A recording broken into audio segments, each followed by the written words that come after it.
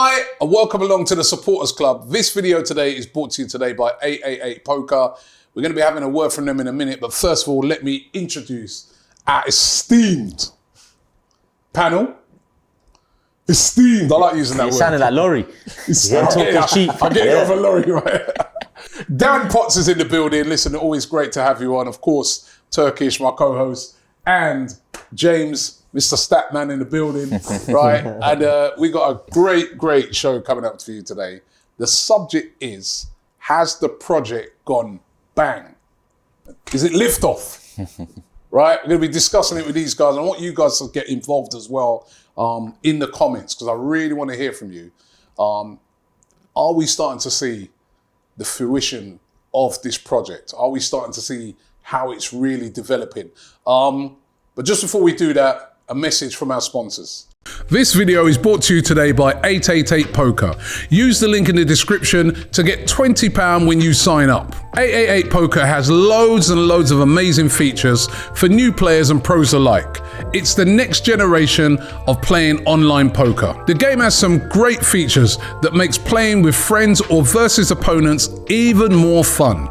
You can play across multiple tables and tournaments at the same time. It's got brand new features as well, like gift drops on some tables where you can have the chance to win prizes at any time. However, for me, the best feature has to be that you can throw objects like tomatoes and eggs at your opponents. It's hilarious and helps you to take out any opponent in a fun way. Last but not least, first-time sign-ups get £20 to play with for free and there's no deposit required. Just use the link in the description. 888 Poker has really made online poker playing an experience that comes to life. You need to be over 18 to sign up and play, so remember to play responsibly. So click the link in the description if you want to claim your free £20. More from them later. We'll give you a link in the description on how to get involved with 888 Poker. But first of all, guys, let me start with... we start. I don't know which one out here. I want to sit here I don't know which one. And just I don't know which one to start with, right? Because there's two guys that have been very critical of the project. Me, myself as well. I've been pretty critical of it at stages as well. I think we've all had our moments. Yeah, we've all had our moments of it. But, great win the other night, against Wolves. Real chance of getting into the top 4 this season, which is something that we didn't expect, especially after the start of the season. And you can look around that team, it just feels to me that those players are playing for Mikel Arteta. Even the other night, he spoke about how Nicolas Pepe, his missus had a baby the night before the game against Wolves. And Pepe texted him at 3 a.m. and said, listen, I still want to play. I want to come and help the team. Now, if you're not playing for the manager, you ring him up and you say, yeah, Mrs. had a baby, see you in a couple of weeks' time. Yeah. I'm on paternity leave.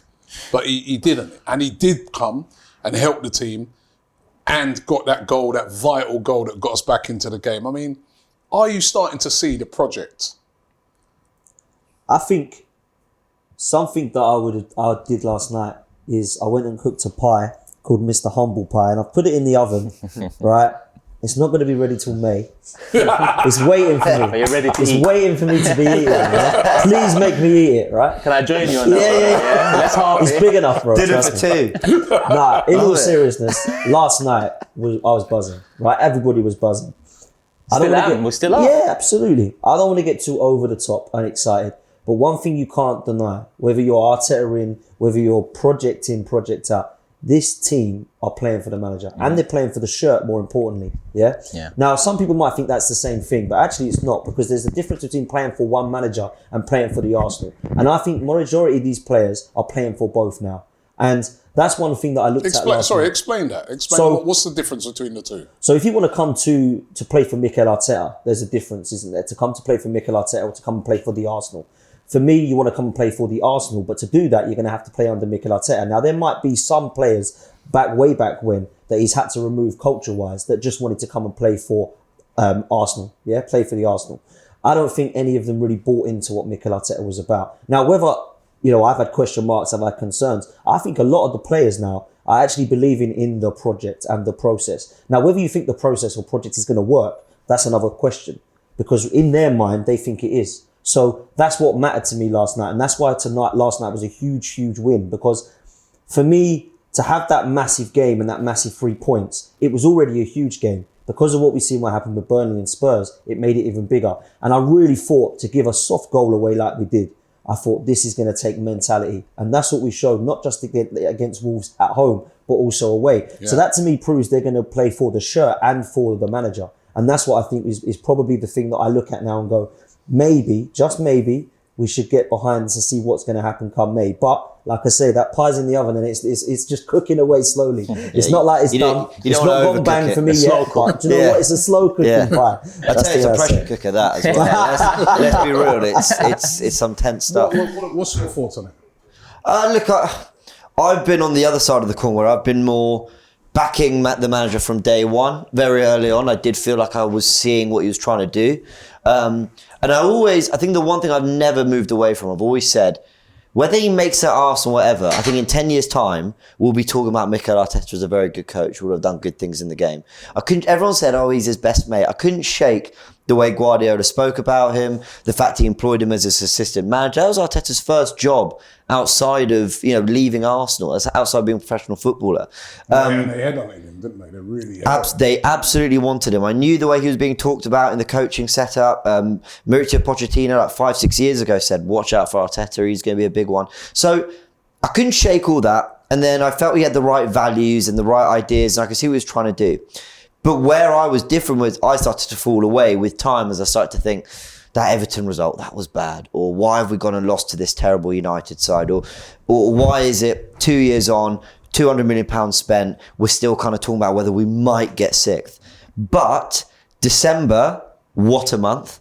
January, not so great. And then February, another great month. And if you kind of put just enough great form together, or just enough good form together, you'll soar up that table. And now what a position we're in. Listen, nothing's done. Still a long way to go. It can go just as wrong for Arteta as it can still go right. But we're absolutely on the right path, in my opinion. So you don't believe obviously the rumours when he first came in was he was the cheap option. Do you actually believe that he was a headhunted manager and he was the one we wanted? I feel they had headhunted him because remember, they wanted him before. They did want him before. They wanted him before, they didn't get him. And remember, we actually lost the City, didn't they? Didn't we? Yeah, and we then, did, yeah. Remember, there was that picture of Vinay and that coming out of these blacked out Mercedes people carriers in the middle of the night, going to see him again, almost like looking like they're begging him to, come on, we need you. So I'm not too sure if I go with the cheap option thing. No, the only reason I asked that is because obviously looking now and looking back, if it was a situation where he's been headhunted and he does take us to the promised land, and the promised land is not just top four. No, of course. The promised land is greater than top four. It's challenging and stage one though is top four. Stage 100%. But at the time, we was told 2 January windows in a row. We can only loan players. We haven't got the money. And then to hear that we couldn't replace our manager because of finances, it left me with a sour taste. Now, if it was a headhunted manager, if Arteta was the man for them, then some credit has to go to the people I've been so against over the years. So against. Now, that's not me turning a corner with them because they're still going to have to do an awful lot more. But if all of this belief in Arteta that Kroenke's shown, Vinay and so on have shown, bears fruition, we get top 4 this season and we kick on with a big summer and next season we build on it, then so much credit has to go to the people that put Arteta in. Well, I was just really quickly going to say, with Unai Emery, I think they thought, well, he's done it at, where was he, Sevilla? He did it at Sevilla, did it at PSG. Wenger has left, Aubameyang, Lacazette, Mkhitaryan, Ozil. Give him Socrates, who's a kind of established European centre-back. Give him a couple players, and we should get into the top 4. And actually, that almost short-termism nearly worked. We then signed Pepe for 72 million. David Luiz is in the twilight of his career. We're thinking that we can maybe just creep over the line and get ourselves back into Europe. And then the minute the wheels started to come off in the 1920 season, they just realised, I like to think they realised, if we're going to do this rebuild, we have to do it properly. And you saw then Sanyehi left, you saw the scouting department get torn apart, you saw a lot of big changes that you thought, I'm not sure about this. But in fairness, they addressed issues we had. Now, it is still early. I'm going to keep saying, with almost every sentence, I'm going to say it's still very early. But it so far looks, long-term, a good plan. I don't think you're going to know, like, you know, the title of this video is, has the project gone bang? I don't think you're going to know during, has the project gone bang? I think you're going to look back at a time and say that's when the project really turned the corner. Yes, that was spot on. That was what I was going to bring up. Something you said, which I thought was great, was, you know, you don't know. Has the project gone bang? It will go bang when we win the title. For me, that's what the project. I don't think we should be like top 4, job done. No, absolutely. they are now for me. I didn't grow up getting in the top 4 and throwing parties. Do you know what I mean? That's not what I want to be doing. I want to be getting titles again. So Difficult though. Say again. Difficult to get titles. Really more difficult. than ever. Going to get even harder with Newcastle around the Oh my corner. God, Newcastle. Keep forgetting Absolutely. about But when we look at what we are trying to achieve, I don't think it should be the third loser of a competition. That's not for me a fantastic thing to celebrate. Now, at the same time, I'm realistic to know that we can't, at the moment, in my opinion, finish much higher than 3rd or 4th in the league this season. So when I look at Liverpool and City, I think no chance. But what I think would be interesting, what you say, Turkish, in terms of the project or the process is the people at the top looking at the situation going, I wanted Emery because he's a Europa League winner. So I think we can win the Europa League with him. Then we look at what we can do after that. Are they looking at Mikel Arteta in a similar light and thinking he's going to build the foundations for us? He's going to bring a young team through and then he's going to move out and we're going to bring a Simeone in to try to take us to a title. I don't know where we're at yet. And we've got to see that in the next few years. Now, I think it's probably the latter. I think it's probably that we're going to stick with this guy. They believe in this guy. They think he's going to take us to the top. Now, whether or not you believe that's the right or wrong thing, I'll have question marks over that. We're going to see this season where we finish in May. But I do understand why we get excited, because when we look at last night, there's nobody that, whether you're Kroenke in, Kroenke out, Arteta in, Arteta out, could not enjoy last night. It was fantastic, yeah? So we have to look at that and be level-headed, but it's sometimes quite hard because we're excited by it. And in the last 9 games, I think we've won 7, drew to Burnley, lost to Man City. So we're showing a little bit of consistency. And even the Man City defeat, of course, was one of those occasions when you go away and you're like, you know what?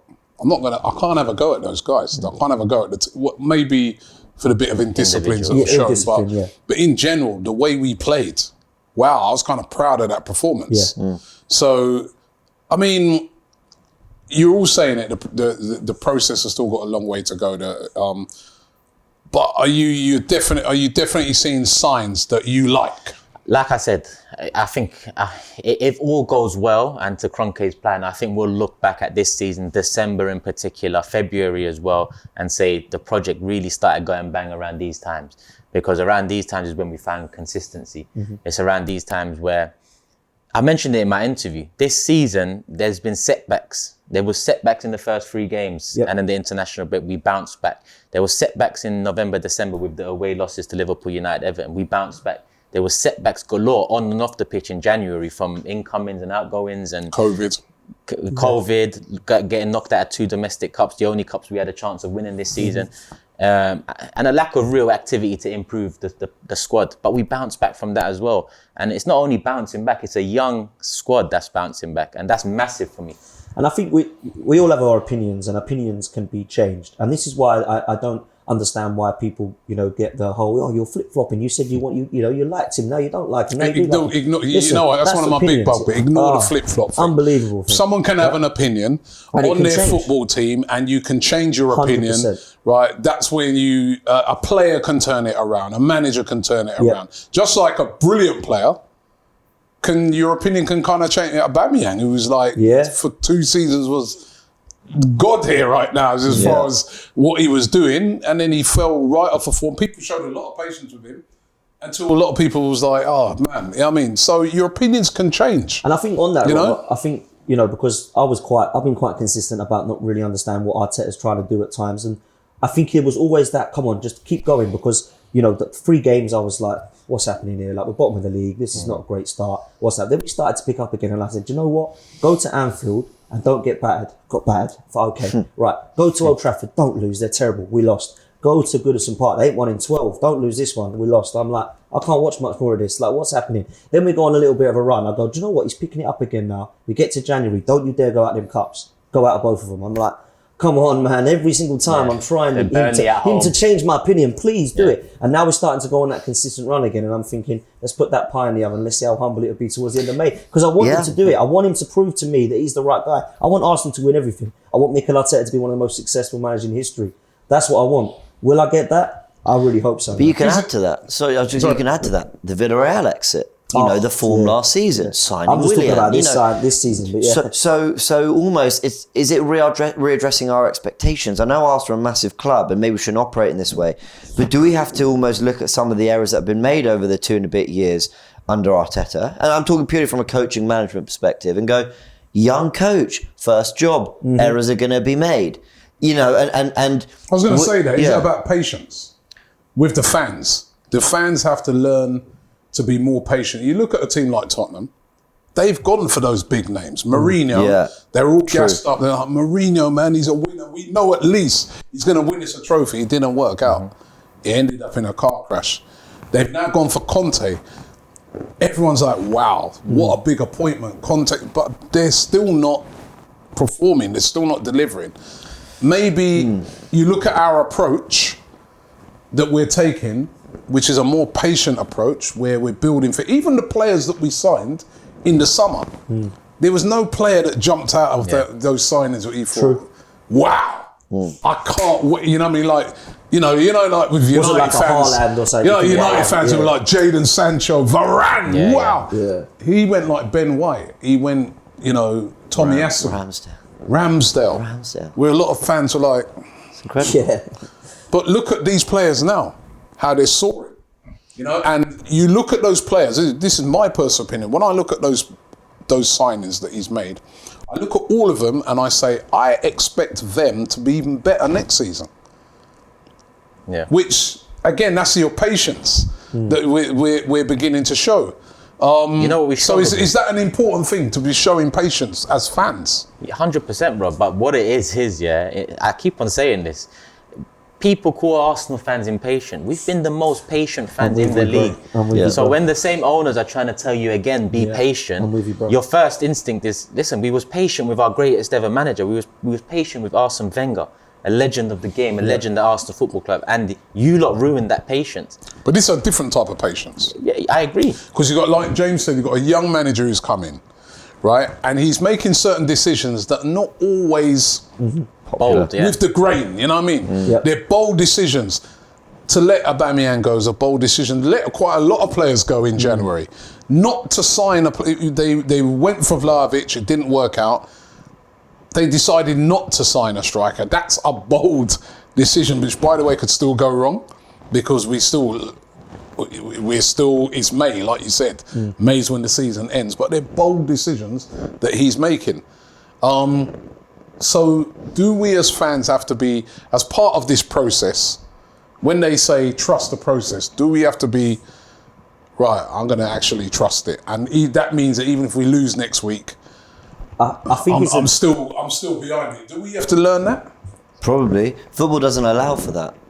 Football doesn't, Chelsea have pumped so much money into their team. And listen, you can argue about whether we got those resources or not, but they pumped so much money into their team that they're going to win a Premier League title every 4 to 5 years, and they're going to win a Champions League, twice a decade. Like that's kind of, that's what we're up against. And then you've got City's money, Newcastle, who you mentioned, and football doesn't always allow for that patience. That's the thing. But a team where their fans have trusted the process, and it's worked out brilliantly for them, and their fans are so behind everything, is Liverpool, because they haven't gone. I mean, when they brought in Salah and Mane and players like that, you weren't immediately thinking to yourself, wow, they're going to win the league now. Definitely. I mean, Jurgen Klopp was a big, you get Klopp in, you get Klopp in, you're thinking something's going to happen here. That is unreal. But some of the players they brought in, especially initially, why now? You weren't thinking to yourself, all right, when they started to get Van Dijk and that, that's when. Was class. So I'm saying.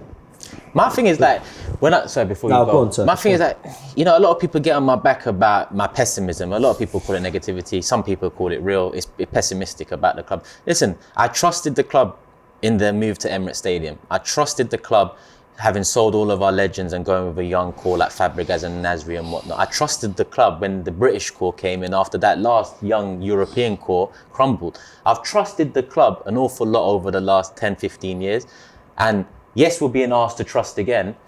For me, it's not easy to do. It's not easy to trust someone. Like a cheating girlfriend. Yeah, that's let me down so many times. How can I keep Cheated running on you back? 4 or 5 times. And I'm keeping running back and saying, you know what, I'm going to trust you this time and hopefully it changes. My thing is now, I'm very pessimistic about it, but it can change. And if it changes, we won't necessarily remember the 10, 15 years before that league title we finally win. Because we're going to be so caught up in that moment, we're not going to care about how the pain we got through. And that will be credit to Kroenke. At the moment, Kroenke's got no credit in the bank. You know, Arteta's built some credit, you know, the FA Cup and then the overhaul and you know, this season so far, he's built up some credit. Edu as well, with some of the signings we made in the summer, built some credit. In January, some of that credit decreased because of a lack of business. Yeah. But the Kroenkes are still very much in debt. From my perspective as a fan, Yeah. they need to prove that they're changing. I feel like it's a different type of patience now as well. They're asking us to be patient with a young project. And I kind of feel like we've already been here a few times. So we were in a young project with Fabregas and Van Persie. They all left and then we started again with another young project with Wilshere and Ramsey. That didn't work. They either got injured or left. Now we're asking for another young project. Why is this one going to be different? That's our question mark. Why do we feel this one's going to be different? And I think that when we moved to the Emirates, we were moving to compete with Barcelona, Bayern Munich and Real Madrid.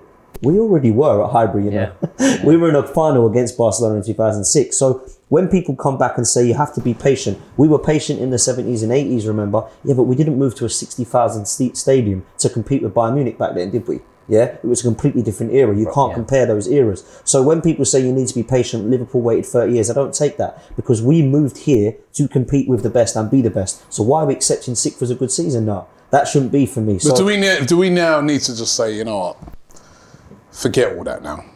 We know that was a myth. We know that was rubbish they fed us. We haven't been competing. We now have to, and maybe this is why Arteta is the right person at this moment in time, because that was the Arsene Wenger era and all those people involved with that. And now it's a new manager, a younger guy. He's not trying to forget. We shouldn't forget. Like I said, unless we win another Premier League title, and the day that happens, then ask me, should we forget? And maybe my answer will be different. But we cannot forget, because we finished second under Wenger. And I think we allowed that summer to see what we do. But sometimes if you don't forget the past, you can't move on. You know what it's, okay, look, if we finish 4th this year, yeah, Arteta definitely gets credit for me. For me, Kroenke doesn't get that credit yet. I'm not on about Kroenke, I'm on about the manager. Well, the manager's going to get, for me, he gets credit already. Right. And the other thing I wanted to, I've been saying this for the past couple of days, and you know, you guys all been to the Emirates. I know you haven't really been this season, but Dan, I know you're season ticket holder in it. And one thing I've noticed this season, right, is that the fans 100%. at the Emirates have been really getting behind the team. Even away, we've known over the years they've been, but you're right, even away from home, there's less groans. When Gabriel made that mistake the other night, obviously fans are like, what the hell are you doing? But there was nobody on his case, because it's almost like they're looking at a lot of these, this is my view on it, they're looking at a lot of these players, Gabriel, Tomiyasu, Ramsdale, Odegaard, Saka, Smith-Rowe, White, Ben White, and Tierney. And they look at these players and they say, you know what? I like them. yeah. And I haven't seen these players week in, week out make a mistake like what Gabriel's done. And I also look at these players and think, they look like they care. Yeah. Look how they celebrate at the end. Look what it means to them. I feel connected with these players. Whereas over the past few years, somebody like a Mustafi, if he makes a mistake like what Gabriel made, you're like, I've seen that guy make that mistake. I've seen him make that 15 times. Yeah. And he's still here. Yeah. You know what I mean? Somebody like a Hector Bellerin, who was loved at first, but you're looking and saying, yo, bro, how many more times are you going to make that error? There was a lot of players in the team that you were just like, you kind of, it was either a case of falling out of love with or didn't feel connected with. But I do feel that Mikel Arteta's managed to bring in some players that you feel connected with now. You kind of feel connected with, you see their unity and you want to be unified with them as well. The other night, that game against Wolves, every Arsenal fan stayed till the end. I don't normally see that in a night game. Especially 1-1. 1-1, there's a lot of fans saying, Robbie, see you next week, mate. Yeah. Off. Got to beat to get the train. Yeah, Nobody. likewise. Everyone stayed till the end. Is that what we're seeing with the project? Because that's one of the things Mikel Arteta has been harking on about. He's on about unity. I want to bring the fans closer to the players. I think he's done that. I kind of agree. And I think when you look at a couple of positives on the manager, I think the two you have to do is the recruitment with him and they do. I think there's been a couple which are not quite right, but majority have gone right. And I think the removing of the culture. Every time I look at the tunnel, I think, I like these players now. Yeah. I would like you say Mustafi, even Ozil for me, like, Bellerin. And I'm looking, thinking, who's going to make the mistake first out of these lot? Do you know what I mean? Now it's not so much like that. And I think you have to give the manager credit for that. That's two of the positives for me, 100%. Yeah. Yeah. I echo all that in terms of feeling closer to the players. I think that's on Arteta for bringing the players in, and then I think it's the players for how they've embraced it. Like, I listened to Aaron Ramsdale after a bad game, and so I think there was one game we won. No, it was at Anfield. We drew 0-0 in the cup, and he said my kicking was a bit off, but guys, thanks for the support and everything. And like, there's this like real honesty that comes through with these players. Ben White, he's got that kind of shithousery a little bit about him that I really like. Not in a hateful way, in a smart way. In a football way. In a football way. We know Kieran Tierney's all about the short sleeve and punch in the bag, but he's got the quality to go with it. And I think the fact that they seem Smacker on it. Saka and Emil Smith Rowe. Oh, right. I thought you were saying Xhaka. Yeah, That's quite a good name. I say Saka and Emil Smith Rowe. People even started liking Xhaka. Listen, Xhaka under Arteta has predominantly been pretty good. He's just got errors in him. You like Xhaka? I don't like Xhaka. You know I don't like Xhaka. Right. You like him more. Do you know what though? I'll say this about you're seeing more. It looks like somebody who's he's trying to put it out there for the team. And one thing I've never ever questioned is the fact that he wants to do well. He wants to be the best that he can be. I just can't see the same mistakes and errors year in, year out from someone and get behind him. I thought he was quality against Wolves the other night. I must admit, I thought he was really, really good. But we do need an upgrade, so it is time to say goodbye. That's where this balance comes in. And I know you just said forget Kroenke, but I'm going to bring them back in now. We have to get behind the players. We have to get behind the players. I agree with all of that. We have to get behind the players, and Arteta's given us something to get behind. But we have to stay on top of the owners too, because that patience that we showed through the decade moving into the Emirates Stadium, we were so patient to the point where they rested on their laurels. They sat back and they watched the merchandise get sold. They watched new kits come in there and us fans lap it up. They saw the ticket prices be brought up and fans still attending in big numbers. We didn't really put pressure on the board, and that led to Fabregas leaving, Van Persie leaving, Nasri, Clichy, Sanchez, Ozil in the end too. We need to make sure that we can get behind these players, but for the best for these players, we need to put pressure on the owners to build on them. Otherwise, we'll be left in a similar situation in a year or two. That's the worry, Very good point. Actually, you sparked another thought in my head when you mentioned Fabregas and these players leaving. I remember that summer, when was it Man City bought like all our players? Do you remember? And they did that for quite a few years, didn't they? Well, I think Arteta might have been quite clever. I think people had a very cynical approach to this youth project thing, which was, well, he's bringing in young players because they're not going to question his authority. And if they don't do well, we can't blame him too much. And it's all very clever. I never thought that. I thought it was about building the foundations for the team and for the future and all that. But where I do give him credit is when you've got a young team, Saka is being looked at by Liverpool and City. They're keeping an eye on him. Of course they are. Listen, even maybe Real Madrid and Barcelona looking at some of the young players. Look at Martin Odegaard. And this, I think Lokonga is going to prove a really great investment for us too. But if you get them in almost at that young age, and they're playing regularly, and they're playing a load of football, they're improving week in, week out, and they're around a young core of guys around their age who they enjoy playing with, and you've got to be your leadership like Xhaka and Lacazette and all that. It almost, there's no rush for them to leave the club. It almost buys Arteta the time to then, then go and buy Isaac in the summer, or buy in Artur or whoever, or add those sort of the fairy dust, the icing on the cake that then allows them to go up a level and think, I don't need to leave Arsenal. Because everyone's worried about Saka's contract. I don't think this summer he's going to go. I'm not at all worried about it. I'd be staggered, unless someone comes in with 150 million. I'd be staggered if he went this summer, because what's the rush? You can't. What's the rush? You can't go. Saka and Smith Rowe can't go, because what happens then to this process and project? Project Youth, and we're selling the youth. Makes no sense. No, see, I would slightly disagree on that. I love Saka and Smith Rowe. Like, I love them. But I always look at Liverpool selling Coutinho and everyone thinking that was the end. And they reinvested right and they went on a level. And we've got really exciting youngsters coming through. I do not want to sell them, keep them. I want them to wear the armband. I want them to win titles at Arsenal, Saka and Smith Rowe. But I think a really good process is preparing for things like that and going, cool, well, Hutchinson's ready now. Newcastle. And we're going to bring in... But that's what the best do. They prepare for those things. They reinvest well and they improve overall. Spurs should have sold Harry Kane in the summer. They should have absolutely sold Harry Kane in the summer and gone and reinvested and done it properly. And they didn't. And they've got like 2 or 3 good genuinely really good performances out of him this season. So yeah, that's a complete side. We can't take our eye off the ball, because we've got 500 million debt on us and we've got 150 million operating loss. Yeah, it wasn't that far long ago that we were being told we have no money, we can only loan players. So we need to make sure that they're wise with the income, they're wise with getting fees for players as well. We need to make sure this all works in conjunction with the youth coming through. Otherwise, that will all crumble again.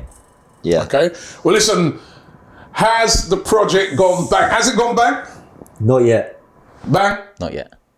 Bang? Well, I think we're kind of, when you set a firework and the sparks coming up and it's nearing the bottom of the... I think, yeah, It's sizzling. It's sizzling. We're nearly there. You know those cartoons? Where you got that sort of cannonball thing. Yeah. And he goes... That's exactly it. Yeah. That's it. It's sizzling. That's it. We're very close. We're very I want close. to find out from you guys out there. Has it gone bang? Will it go bang? Right? That's what we want to find out. Or, what do you think of it? Is that humble pie going to be eaten at the end of the season? Right? It'll taste good. It will taste good if it is. Lovely. And don't forget to check out 888 Poker. The link is in the description, so check that out. But thanks for watching this video. Don't forget to like and subscribe, and we'll see you on the next Supporters Club.